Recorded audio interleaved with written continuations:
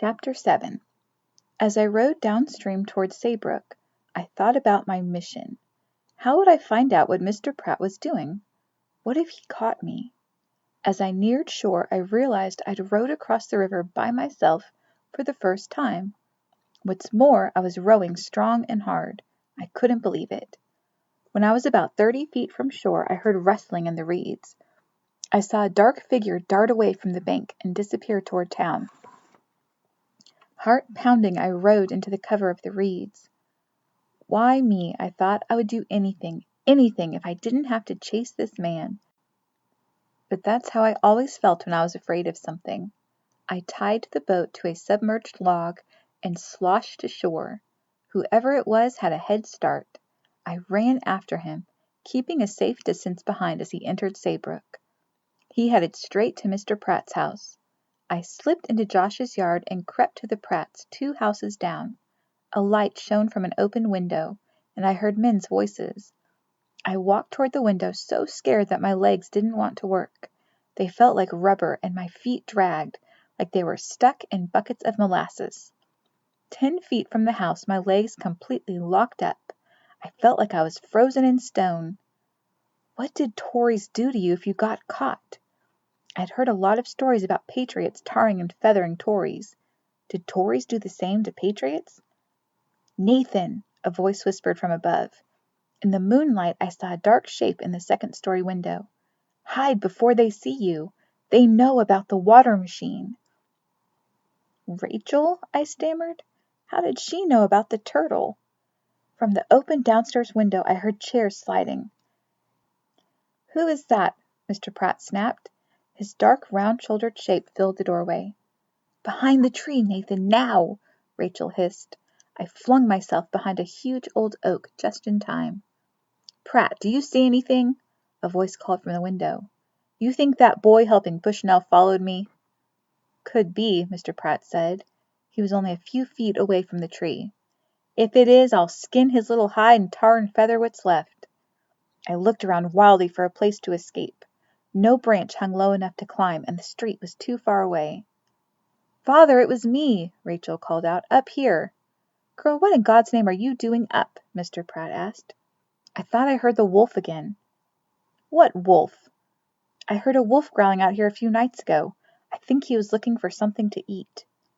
"It was probably just Josh Larrabee's dadgum dog looking for food. I swear you've got no sense, girl. Get back to bed and don't let me hear any more of this nonsense."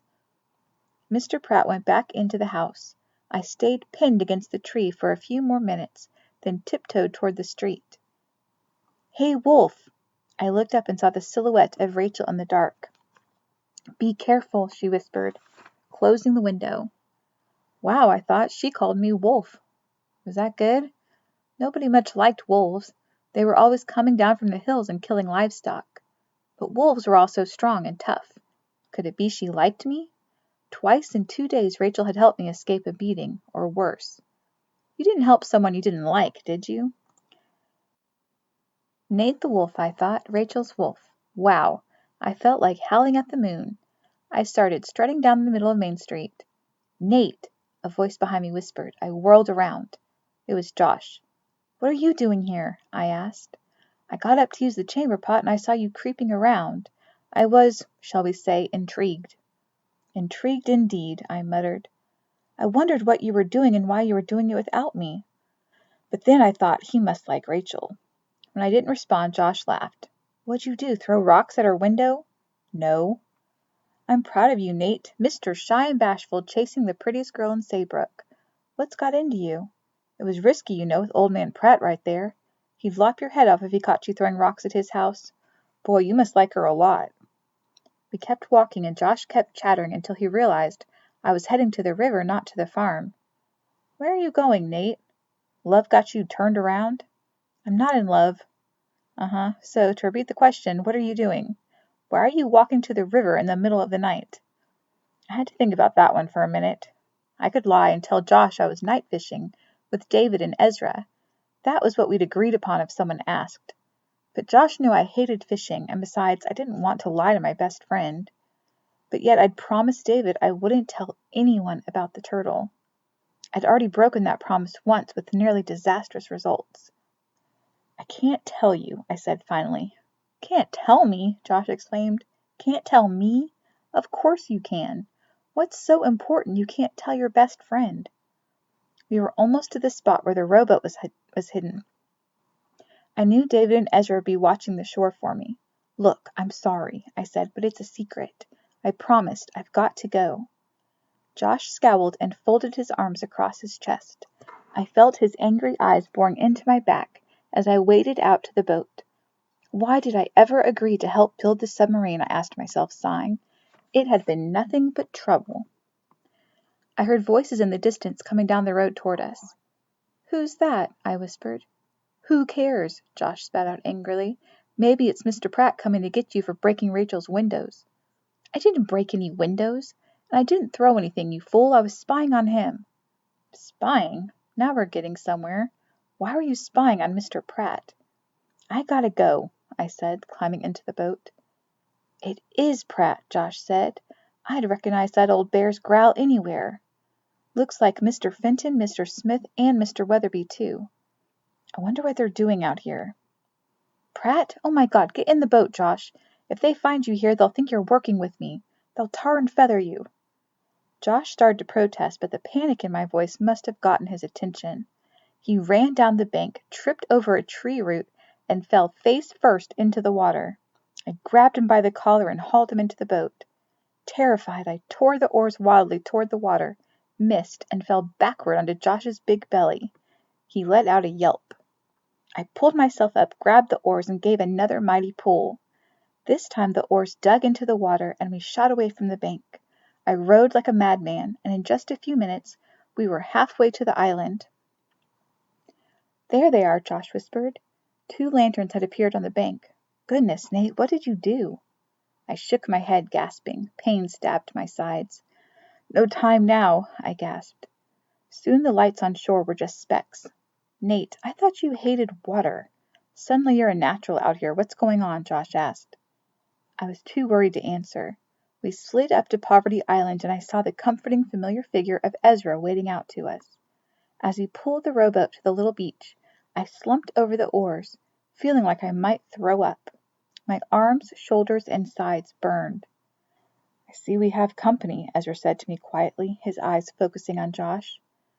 It couldn't be avoided, I gasped. The Tories showed up. Tories? It's not his fault I'm here, Josh said. He was throwing rocks at Rachel Pratt's window, and I followed him, and we got chased. Why were you throwing rocks at Rachel Pratt's window? Ezra asked. Beginning to recover a little, I protested. I wasn't throwing rocks at Rachel Pratt's window. David is going to be furious, Ezra said. It was Mr. Pratt, I said. He and his pals are after the turtle. I think they're coming to sink it. Before Ezra could respond, David emerged from the trees. Gentlemen, we're almost ready to go to New York, he said. Then he saw Josh. What is he doing here? There's no time to explain, Ezra said. Pratt and his Tory pals are after the turtle. We've got to move it now. We hurried to the shed. What is that? Josh asked, wide-eyed, staring at the turtle. Nate, tell me what's going on. It's a water machine, I said. It goes underwater. Of course it does, Josh said, bewildered. But there was no time to explain. We had to get out of there quickly. Using rope, we hauled the turtle out to the water and attached it to the boat. The sloop is waiting at the mouth of the river, David said. You got here just in time, Nate.